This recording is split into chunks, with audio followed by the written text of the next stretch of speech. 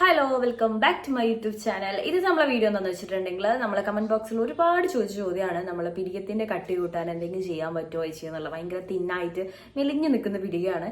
അപ്പോൾ അതൊന്ന് കുറച്ച് ഹെയറി ആയിട്ട് തോന്നാൻ വേണ്ടിയിട്ട് എന്തെങ്കിലും ചെയ്യാൻ പറ്റുമോ എന്നുള്ളത് ചോദിച്ചിട്ടുണ്ടായിരുന്നു. അപ്പോൾ ഞാൻ വീട്ടിൽ നിന്ന് ചെയ്യുന്ന ഒരു രീതിയാണ് നിങ്ങൾക്ക് പറഞ്ഞുതരാൻ പോകണം. ഞാൻ കൂടുതലും ഹോം റെമഡീസ് ആണ് നിങ്ങൾക്ക് പറഞ്ഞു തരലും.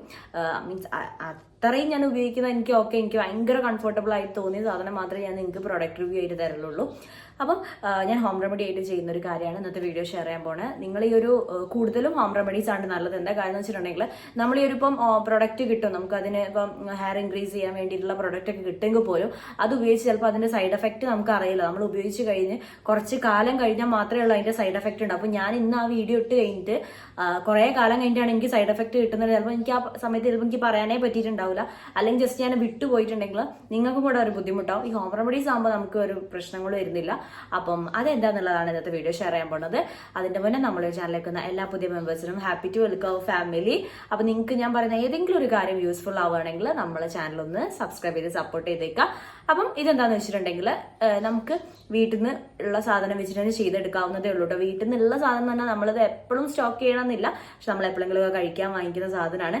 ചിലപ്പോൾ നിങ്ങൾക്ക് ഇത് അറിയാൻ മതിയാവും. ചില അമ്മമാരൊക്കെ പറഞ്ഞു തരുന്ന ഒരു ടിപ്പാണ് കേട്ടോ അതെങ്ങനെ ചെയ്യേണ്ടതെന്നുള്ളത്.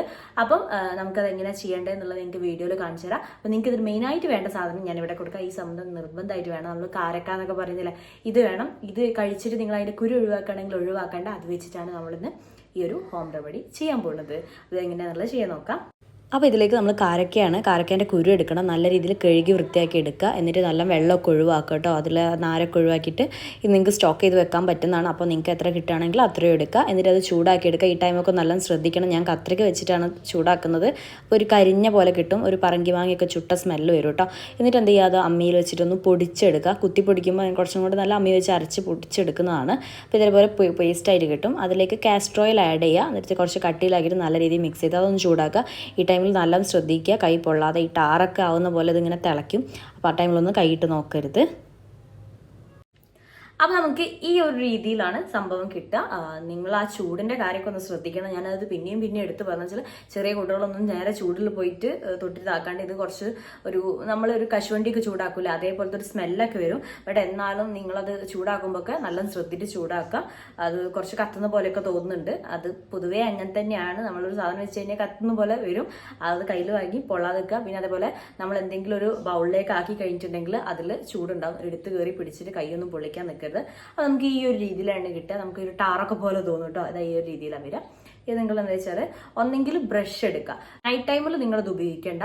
രാവിലെ ആ ഒരു ടൈമിൽ നോക്കിയിട്ട് ഒരു 1 hour നിങ്ങളെ പിരികത്തിൽ വെക്കുക. എന്നിട്ട് നിങ്ങൾ പുറത്തേക്ക് പോവുകയാണെങ്കിൽ വാഷ് ചെയ്ത് കളഞ്ഞേക്കുക കേട്ടോ. ഇതിൽ കാസ്റ്റർ ഓയിൽ ആഡ് ചെയ്യുന്നതിനെ കൊണ്ട് കുറച്ചൊരു തിക്നെസ് പോലെ തോന്നും. നമുക്കത് വേണം, നിർബന്ധമായിട്ടും വേണം. അപ്പോൾ നിങ്ങൾ എന്താ വെച്ചാൽ ഈ ഒരു രീതിയിൽ ആക്കിയെടുക്കുക. എന്നിട്ട് എന്താ ചെയ്യേണ്ടത്, ഒന്നെങ്കിൽ ബ്രഷ് എടുക്കുക, അല്ലെങ്കിൽ മസ്കാരൻ്റെ ബ്രഷ് ഉണ്ടാവില്ല, നമ്മൾ യൂസ് ചെയ്ത ബോട്ടിൽ ഉണ്ടെങ്കിൽ അതിലത്തെ ബ്രഷ് എടുത്തിട്ട് നമ്മളെ പിരികത്തിനോട് ഏത് പിരികത്തിനാണോ തിക്നെസ് കൂടുതൽ വെച്ചാൽ നിങ്ങൾക്ക് അങ്ങനെ ചെയ്യണമെങ്കിൽ അങ്ങനെ ചെയ്യാം. ഇനി അല്ല രണ്ടിനും കൂടെ ഉപയോഗിക്കണം എന്നുണ്ടെങ്കിൽ ആ രീതി ചെയ്യാം. നൈറ്റ് ടൈം ഉപയോഗിക്കേണ്ട കാര്യം എന്താണെന്ന് വെച്ചിട്ടുണ്ടെങ്കിൽ നമുക്കെന്ന് വെച്ചാൽ കിടക്കുമ്പോൾ തിരിഞ്ഞു മറിഞ്ഞോ കിടക്കുമ്പോൾ ഇത് കാസ്റ്റർ ഓയിൽ അതിനെക്കൊണ്ട് അത് അവിടെ തന്നെ തിക്കായിട്ട് അവിടെ തന്നെ നിൽക്കും. അത് അങ്ങനെ മാഞ്ഞു പോകുന്നില്ല. നമ്മൾ ഈ കിടന്ന ടൈമിൽ തിരിഞ്ഞു മറിഞ്ഞോ കിടക്കുമ്പോൾ നമ്മളെ മുഖത്തേക്കൊക്കെ ആയിട്ട് ചിലപ്പോൾ പിമ്പിൾസ് വരാൻ ചാൻസ് ഉണ്ട്. അപ്പോൾ പെട്ടെന്ന് പിമ്പിൾസ് വരുന്ന ആളുകളുണ്ടാവും ഈ ഓയിലിന്റെ കണ്ടന്റ് ഒക്കെ വരുമ്പോഴേക്ക്. അപ്പോൾ അങ്ങനെയുള്ളവർ നൈറ്റ് ടൈം ഉപയോഗിക്കരുത്. ഞാൻ നൈറ്റ് ടൈം അങ്ങനെ പറയുന്നില്ല, നിങ്ങൾ കുറച്ചും കൂടി ഡേ ടൈം ഉപയോഗിക്കുന്നതാണ് നല്ലത്. അപ്പോൾ ഈ രീതിയിലാക്കുക. എന്നിട്ട് ഇതെടുത്തിട്ട് ഇത്തിരി കട്ടി ഉണ്ടാവും. നമ്മൾ കൺമഷി പോലെ തന്നെയാണ് വരിക. അത് അങ്ങനെ ഉണ്ടാവും. എവിടെയാ പിരികത്തിന് കട്ടി കുറവുള്ളത് വെച്ചാൽ അവിടെ അപ്ലൈ ചെയ്ത് കൊടുക്കുക. എന്നിട്ട് ജെന്റിലായിട്ടൊന്ന് മസാജ് ചെയ്ത് കൊടുക്കുക. ഞാനൊന്നും തേച്ചിട്ടില്ല കേട്ടോ. അതാ ഇനിയിപ്പോൾ ഞാൻ ഈ വരച്ച് വെച്ചത് നിങ്ങൾ വിചാരിക്കേണ്ട ഐബ്രോ പെൻസിൽ വെച്ചിട്ട് വരച്ച് വെച്ചാണെന്നുള്ള ഒരു സംഭവമില്ല. അപ്പോൾ ചില ആളുകളുണ്ട് അത് വിചാരിച്ചിട്ട് ഇതൊക്കെ വരച്ച് വെച്ചുണ്ടാക്കിയാണുള്ളത്. അപ്പം ഞാൻ ഈ രീതിയിലാണ് ട്രൈ ചെയ്ത് നോക്കുന്നത്. എനിക്ക് നല്ല റിസൾട്ട് കിട്ടിയിട്ടുണ്ട്. സോ ഈ രീതിയിൽ ട്രൈ ചെയ്ത് നോക്കുക. അപ്പോൾ നിങ്ങൾക്ക് ഈ ഒരു വീഡിയോ യൂസ്ഫുൾ ആയി വരുന്നു. നിങ്ങളുടെ ഫ്രണ്ട്സിനും റിലേറ്റീവ്സിനും ഷെയർ ചെയ്ത് കൊടുക്കുക. അടുത്തൊരു വീഡിയോ ആയിട്ട് കാണുന്നവരെ ബൈ.